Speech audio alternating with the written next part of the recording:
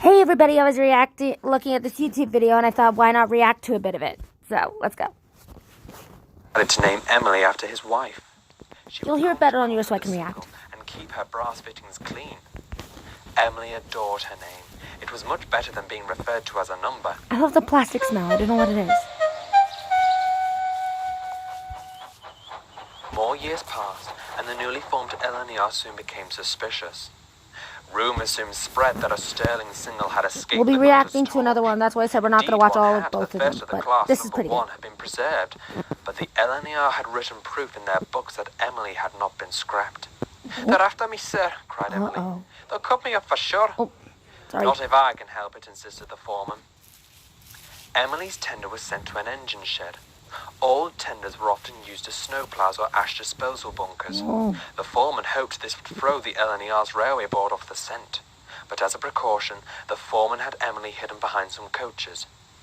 There's nothing more we can do, sighed the foreman. We can but pray for a miracle. Soon an inspector came to the carriage shed. The foreman greeted him with an innocent expression. Documents state a sterling single has not been disposed of, the inspector said lordly. Rumour has it the locomotive is stored here. Is this true? Emily held her breath. She didn't make a sound. The foreman was luckily called away. He left the inspector doubting his unanswered question. He began to walk towards the carriage shed. I'm not sure if we're going to react to the Emily one. was close to tears. Yeah, it seemed she would be discovered and her future lay shattered in front of her. Just as the inspector entered the shed, he was called back by the foreman. What is it? Asked the inspector crossly. They found the tender of the missing sterling at King's Cross shed, announced the foreman. Perhaps your documents are wrong. Impossible, snarled the inspector. But he couldn't argue with the facts presented to him, and he slunk away annoyed. Ooh, Emily. The LNER soon dismissed the thought of Emily existing and concluded that human error was to blame. They calculated that Emily must have been scrapped along with the other members of her class, as their tenders were used for the same purpose at different engine sheds. Oh, sir, wailed Emily. You saved me. I can't thank you enough. You're welcome, Emily, smiled the foreman. But we're not out of this yet. As time went on and World War II broke out, Emily experienced more close calls. Some were friendly workmen who were trusted to keep Emily a secret and promised to do so. Others were inspectors, and like before, it was sheer luck that kept them at bay. But soon the hardest ordeal came. As the Second World War came to an end, the foreman was beginning to tire out. He was at the right age to retire, but he couldn't afford to leave Emily without a guardian. He didn't want his I'm just going to react to this one. To let Emily down. The foreman had... Okay, I'm just going to react to this one. If you want me to react to Railway Children, let's try to get 80 subscribers, and I will do that. No choice but to inform his replacement and his colleagues. They all vowed to protect Emily and to keep her safe. Emily was very grateful for all the foreman had done, and couldn't help but shed a tear as he left Emily, still with a very uncertain future. Oh, poor Emily.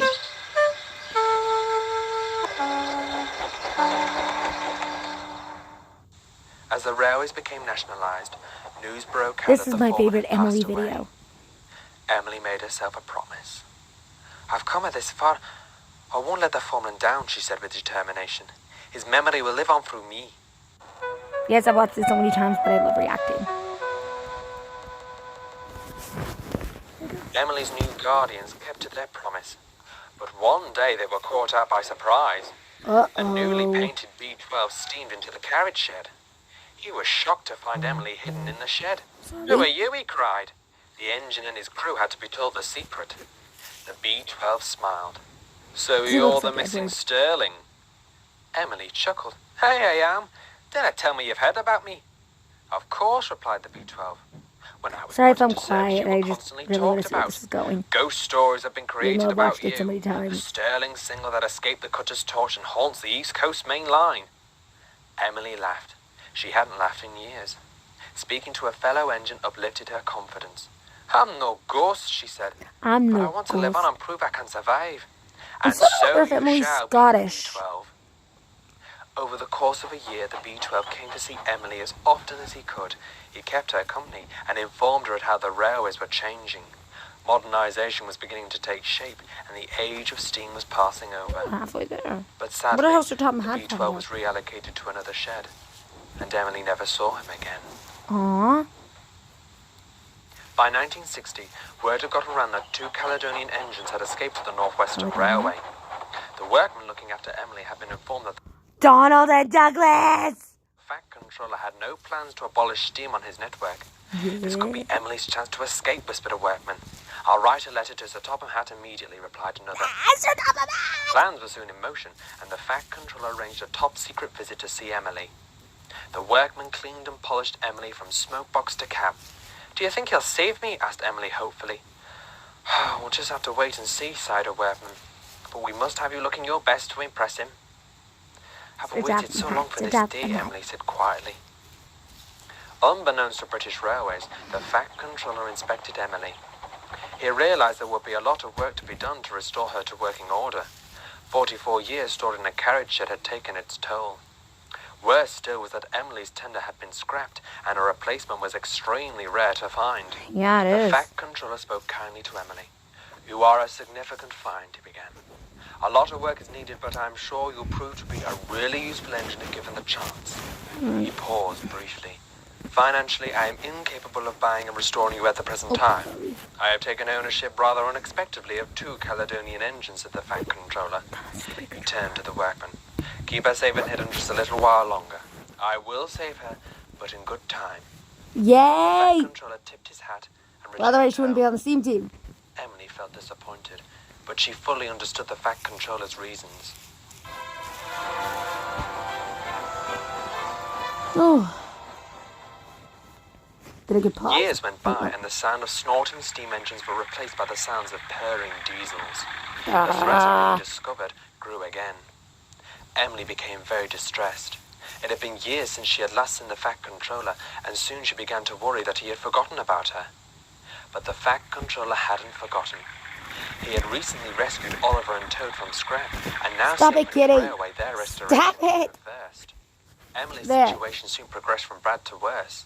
The carriage shed that had been Emily's hiding place for many years was going to be knocked down, and the coaches that were once stored alongside Emily were to be replaced by DMUs until the building was demolished. The workman couldn't protect Emily any longer. Time was running out. No! No! One day a DMU Not arrived. Emily! They were shocked to see Emily there. Uh-oh. Again, the workmen were forced to tell the engine and its crew of Emily's existence. Emily thought the DMU would reveal all, but she was pleasantly surprised. We'll look after you, comforted the DMU. Your secret's safe with us, promise you the end. Emily was very thankful but confused. She'd never met an engine quite like this before. I'm Blue, and I'm Belle, and together we're Bluebell, said the sisters together. Nice to meet you, replied Emily. Emily once again enjoyed the company. Isn't there an engine Bluebell with was two very faces on, kind and the fended on off any Sodor? diesel I engines can't that remember. came too close.